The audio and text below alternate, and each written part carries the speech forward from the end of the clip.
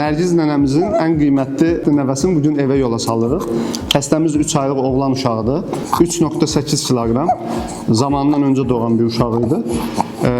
Bizə boğulmuş qasıq yırtığı ilə təcili olaraq başvurdular. Gələ məni də sənin üstündə evə versinlər, sənə baxım orada. Xəstəxanamıza təcili surətdə başvuran xəstəmizə acil əməliyyat planladı və xəstəni bugün evə göndərdi. Həm xəstəmiz, həm ailəsi məmnun şəkildə evə gedir. Sənə nə deyim, nə yaxşı şey varsa, bağlarının xeyrin görəsən. Sənə bəxtinlə dua edirdim onu, əlləri, qolları var olsun. Heç vaxt həkimi peşman eləməsin. Amin, amin. Hər bir xəstəyə Allah şəfa versin. Bizim xəstəmiz də onun içində. Amin, amin. Yəni ki, yaxşı şeylər arzulayıram.